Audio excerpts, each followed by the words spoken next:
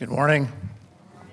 My name is Brian Wolf. I'm proud board member at the Roosevelt Institute, and I'm pleased to present to my friend Ady Barkan with this medal, the Freedom from Want Medal. But first, we're going to hear a message from Senator Elizabeth Warren.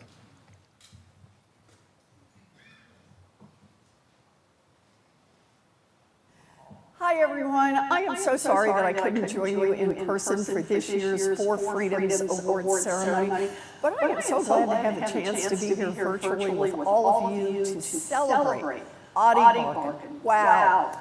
I want to thank you so much, Roosevelt Institute, for the invitation to join you today.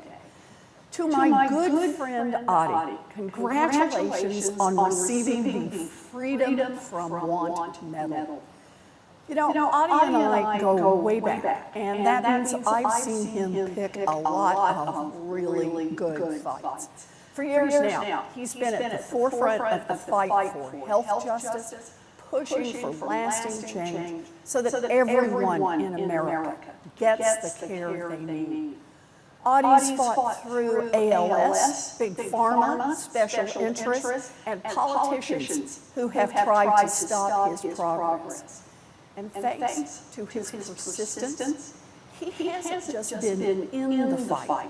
He's been leading these fights and helping win them.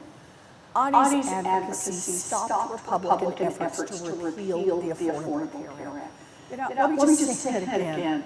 He was on the front lines when the Republicans got down to one vote to try to repeal the Affordable Care Act. And Ady was there to beat them back. He's been fighting hard to reclaim Medicare from greedy private insurance companies. And he's been pushing to pass Medicare for all.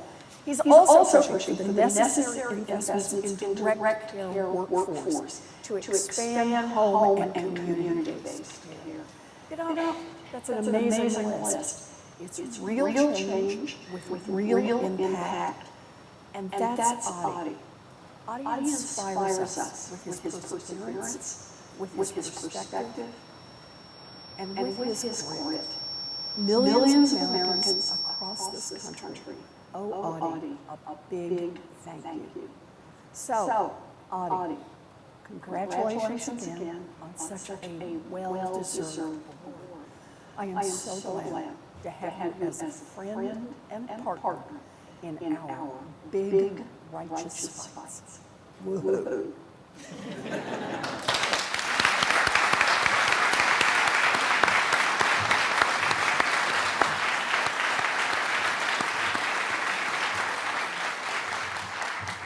Ady Barkan, fighting the good fight through strategic collective action, political accountability, initiatives such as the Fed Up campaign, and avid support for Medicare for all. You have fought tirelessly for equitable systems that enable people to live their fullest, healthiest lives. Like President Roosevelt himself, you have led with a condition that many would view as a deficit. Yet you continue to prove that a disability does not limit a person's contributions to society. Your colleagues are fortunate to work alongside you in this fight for change, hope, and justice. And in your enduring words from the documentary, Not Going Quietly, that's the beauty of democracy, that together we can be more than our individual selves. The Roosevelt Institute is honored to present Ady Barkan with the 2023 Freedom of Want Medal.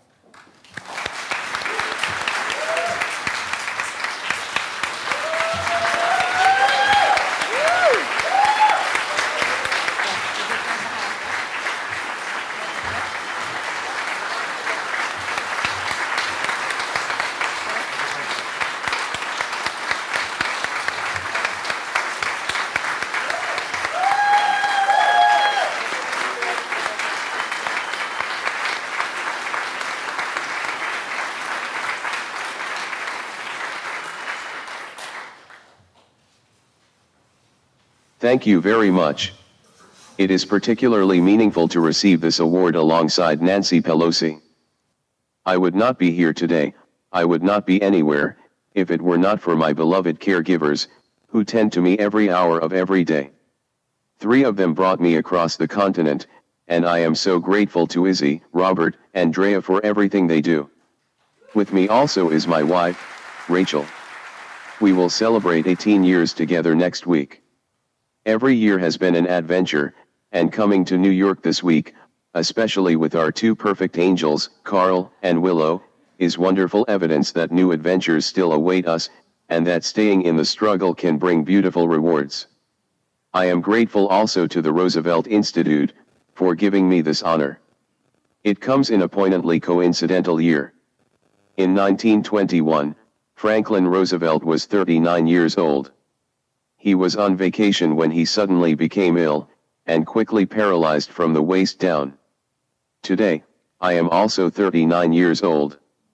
And also, if I am open with you about it, I too am paralyzed from the waist down. But, unlike Franklin, I got the bonus extra paralysis, from the head to the waist as well. FDR never was open about his paralysis. Indeed, for much of the 1920s, he refused to accept his fate. He lived in Florida and Georgia, seeking out warmth and therapeutic waters to regain his ability to walk, seeing legitimate doctors and quacks alike. Nothing worked. So in 1928, he ran for governor of New York, and won.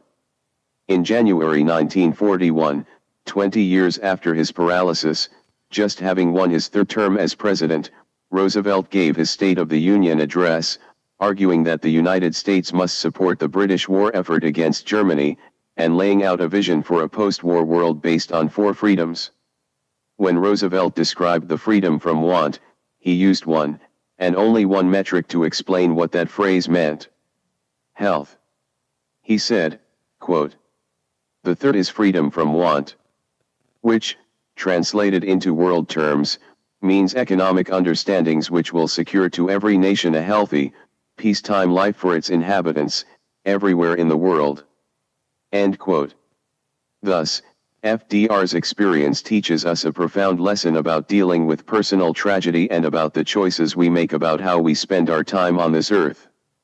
It was only after he gave up trying to walk again, only after he gave up trying to regain his personal health, only, in fact, after he found his own personal freedom from wanting to walk again, it was only then, that he could return to New York, return to his vocation of politics, and become the champion for the freedom of people across America and around the world.